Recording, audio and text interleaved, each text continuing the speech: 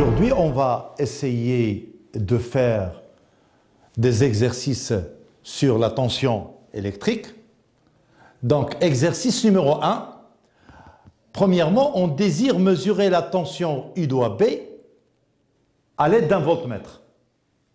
Petit a, reproduire le schéma et placer le voltmètre. Petit b, en quel point A ou B doit-on brancher le pôle positif du voltmètre? Ensuite, deuxièmement, le cadran du voltmètre mesurant la tension continue U doigt B est le suivant. Bon, vous aurez votre schéma et le suivant, vous aurez ici un générateur et une lampe. Et ici, vous aurez votre voltmètre. Bien. La question, déterminer la valeur de la tension U doigt B. Exercice numéro 2. Donc, vous aurez ici, on va visualiser une tension sur l'oscilloscope électronique. Donc, cette tension est-elle alternative ou continue? Deuxièmement, cette tension est-elle périodique, justifiée? Troisièmement, quelle grandeur est représentée sur l'axe horizontal et quelle est son unité? Ensuite, quatrièmement, quelle est la grandeur représentée sur l'axe vertical? Quelle est son unité? Cinquièmement, quelle est la valeur de la tension maximale? Sixièmement, quelle est la valeur de la période? Et septièmement, calculer la fréquence. Et huitièmement, quelle est la valeur efficace de cette tension? Comment aurait-on pu la mesurer? Bien. Maintenant, on va passer à l'exercice numéro 3. Bon, dans l'exercice numéro 3, vous aurez un circuit électrique comprend en série un générateur de tension, un résistor de résistance grand R et un oscilloscope branché aux bornes du résistor. L'oscilloscope est réglé comme suit, c'est-à-dire on vous demande la sensibilité verticale et la sensibilité horizontale. Donc, sensibilité verticale 5 volts par division et la sensibilité horizontale 10 millisecondes par division. Bien, premièrement, la visualisation à l'oscilloscope de la tension aux bornes du résistor fournit la courbe ci-contre. Voilà, vous aurez votre courbe qui est déterminée à l'aide d'un oscilloscope électronique. Bon, petit a, quelle est la nature de la tension observée? Petit b, déterminer la période de cette tension. Petit c, déduire la fréquence de cette tension. Petit d, déterminer la valeur maximale de la tension. Et deuxièmement, on branche un voltmètre aux bornes du résistor. Qu'appelle-t-on la tension mesurée par le voltmètre? Donner sa valeur. Exercice numéro 4. Donc, on branche en borne d'un générateur basse fréquence GBF, générateur basse fréquence, un oscilloscope sur l'écran, on obtient l'oscillogramme ci-contre. Voilà, on obtient l'oscillogramme. Ici, vous aurez la tension U en volts. Bien. Premièrement, donnez le nombre, le nom de la courbe observée. Deuxièmement, à partir du graphe, déterminer petit a la tension maximale Umax du générateur basse fréquence et la tension efficace U efficace. Petit b, la période et la fréquence du signal du GBF. Et vous aurez ici la SH, c'est 0,5 millisecondes par division. Et vous aurez le SV, 3 volts par division. Donc maintenant, on va essayer de passer directement à la correction des exercices. Bien. Donc maintenant, on va passer à la correction des exercices. Bien. Exercice numéro 1. On désire mesurer la tension I doigt AB à l'aide d'un voltmètre. Petit a, reproduire le schéma et placer le voltmètre. Bon, j'aurai mon schéma et le suivant. J'aurai ici un générateur I de PM. Ici, c'est une tension. Et ici, vous aurez une lampe. Et on vous demande de placer le voltmètre. Eh bien, le voltmètre, dans un montage, il faut qu'il sera placé en dérivation ou bien en parallèle. Bon, j'aurai mon voltmètre, il est là. Bien sûr, il sera placé en parallèle aux bornes, ici, de U doigt AB. Bien. Petit b, en quel point A ou B doit-on brancher le pôle positif du voltmètre? La réponse, le pôle positif du voltmètre au point A. Pourquoi? Eh bien, si vous aurez ici un générateur, le générateur, il possède deux pôles. Vous aurez ici la borne positive et ici la borne négative. Et le courant électrique, il circule à l'extérieur d'un générateur du pôle positif vers le pôle négatif. C'est-à-dire, votre courant, il va passer comme ça. Au moment où il arrive ici, eh bien, vous aurez ici un nœud et il y a un courant qui va passer sur le voltmètre. Or, le voltmètre, pour ne pas le détruire ou bien le détériorer, il faut que le courant entre par la borne positive et sorte par la borne négative. C'est-à-dire, vous aurez votre pôle, elle est là. Donc, le pôle positif, il est relié au point A. Et ici, vous aurez le com ou bien la borne négative. Bien. Maintenant, j'aurai ici le cadran du voltmètre mesurant la tension continue U doigt B est le suivant. Donc, vous aurez, comme vous le voyez ici, le calibre utilisé sur le voltmètre, c'est 10 volts. Et si vous aurez ce cadran-là, vous aurez l'échelle 30 et l'échelle 100. Donc, je vais faire la lecture dans les deux cas. Dans les deux, soit le 30, soit le 60. Je vais commencer par déterminer ici la valeur de la tension U doigt B. Bien. L'échelle 100, c'est-à-dire je ferai la lecture en haut. Ici. Ce qui est en noir, il est en noir ici. Ça veut dire que je me suis situé dans le courant continu. Bien. J'applique la définition.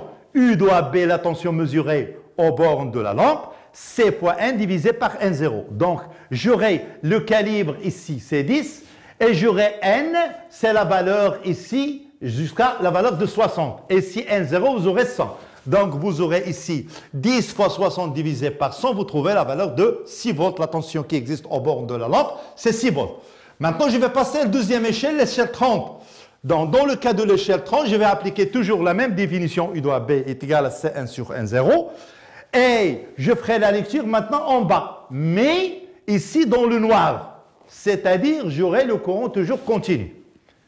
La valeur mesurée ici, 30, j'aurai 5, etc. jusqu'à la valeur ici, 15, 5. Ici, vous aurez 15, 16, 17, 18. Voilà. Et vous aurez 10, c'est le calibre, volts, 10 volts fois 18 divisé par 30, vous trouvez 6 volts. C'est-à-dire, au moment où je ferai la lecture soit sur l'échelle 30, soit sur l'échelle 100, on trouve toujours le même résultat. Bien. Exercice numéro 2, cette tension est-elle alternative au continu? Dans l'exercice précédent. C'est-à-dire aussi, vous aurez, c'est une tension qui est alternative. Petit b, deuxièmement, cette tension est-elle périodique justifiée? Eh bien, cette tension-là, elle est périodique car le mouvement se répète identique à lui-même pendant des intervalles de temps égaux, qui est la période du système. Bien, troisièmement, quelle grandeur est représentée sur l'axe horizontal? Bon, c'est le temps. D'accord? Donc, quelle est son unité? L'unité de temps, c'est la seconde. Voilà, vous aurez la seconde. Petit 4, quelle grandeur est représentée sur l'axe vertical? L'axe vertical. Donc, l'axe vertical, c'est la tension, c'est la DDP. Donc, sur aussi là, la tension. L'unité de la tension, quelle est son unité? Eh bien, l'unité de la tension, c'est le volt. Bien. Maintenant, j'aurai ici, cinquièmement, quelle est la valeur de la tension maximale? Bien. Donc, ça, c'est un oscilloscope électronique. Et vous aurez ici time par division. Et ici, vous aurez volt par division. Donc ça, volt par division, c'est le balayage vertical. Et time par division, c'est le balayage horizontal. Donc nous, on veut déterminer la tension maximale. Eh bien, vous aurez la tension maximale, U de M est égal à SY fois Y. SY, vous aurez, c'est ce qui se trouve ici. Donc ici, c'est volt par division. Je ferai la lecture ici. Et regardez le calibre ici, il se trouve sur le 5 volts par division. Donc, j'aurai le SY est égal à 5 volts par division qui est déterminé à l'aide de l'oscilloscope électronique. Bien. Donc, j'aurai ici la tension maximale, elle est là. D'accord? Le U de M. Le U de M, c'est cette partie-là qui est représentée par deux divisions.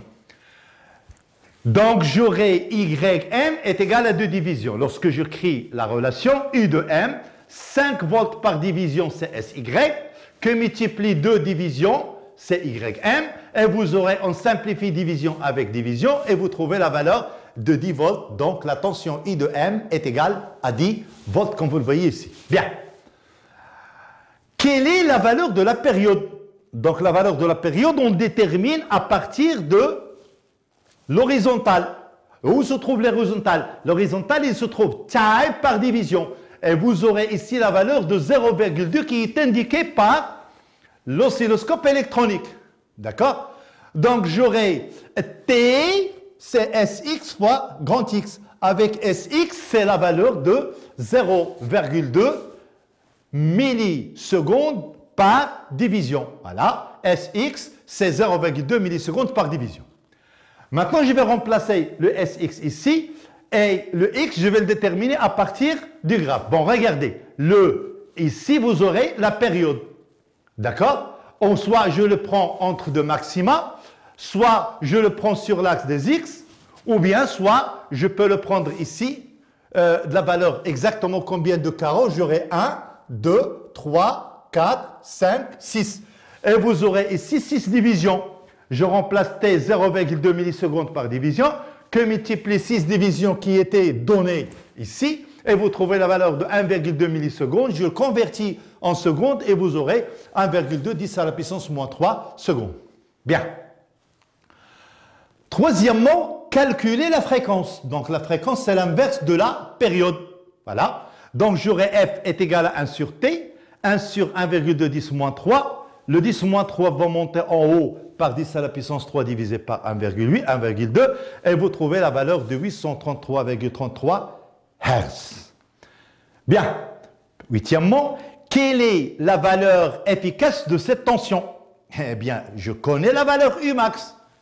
Soit je peux appliquer la définition directement. U efficace est égal à U de M sur racine carrée de 2. U de M, c'est déjà déterminé, c'est 10 volts. J'aurai 10 divisé par racine carrée de 2. Je multiplie par la partie conjuguée. Vous aurez 10 sur 2 fois racine de 2. C'est 5 racine de 2. C'est 7,07 volts. Bien. La deuxième question, comment aurait-on pu la mesurer? C'est-à-dire, on mesure les tensions efficaces à l'aide des appareils de mesure tels que le voltmètre dans notre cas. Donc, l'oscilloscope, il va vous donner des valeurs maximales et les voltmètres vont vous donner des valeurs efficaces. La relation qui existe entre eux, U de M déterminé à partir de l'oscillo et U efficace, vous pouvez le déterminer soit en connaissant U de M ou bien je peux utiliser l'appareil de mesure qui est dans notre cas le voltmètre ou bien le multimètre. Bien. Exercice numéro 3. Un circuit électrique comprend en série un générateur de tension, un résistor de résistance grand R et un oscilloscope branché au bord du résistor. L'oscilloscope est réglé comme suit. Bon, la sensibilité verticale 5 volts par division et la sensibilité horizontale 10 millisecondes par division.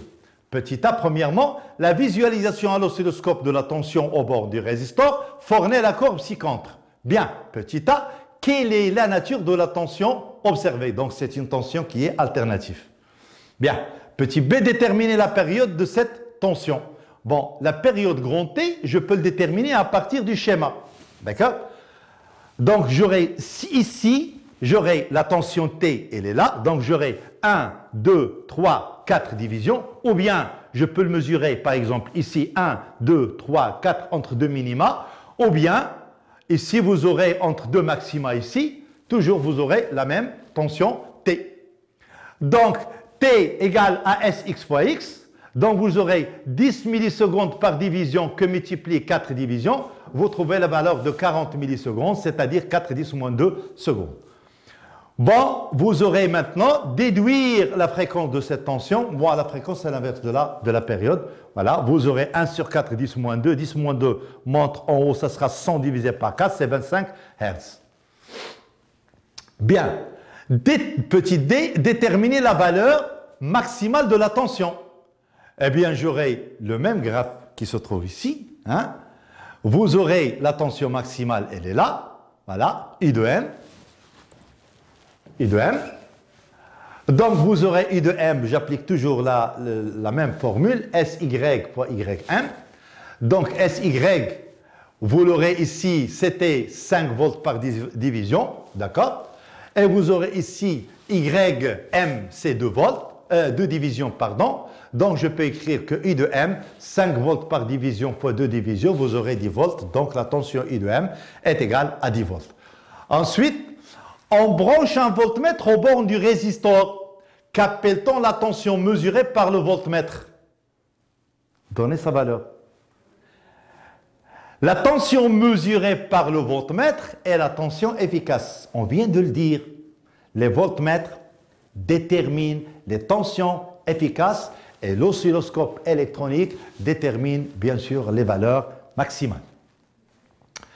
Donc, U efficace est égal à UM sur racine de 2. I de M, c'est déjà déterminé. Eh bien, 10 sur racine carrée de 2, vous trouvez la valeur de 7,07 volts.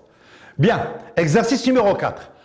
On branche aux bornes d'un générateur basse fréquence GBF un oscilloscope. Sur l'écran, on obtient l'oscillogramme ci-contre. Premièrement, donnez le nom de la courbe observée.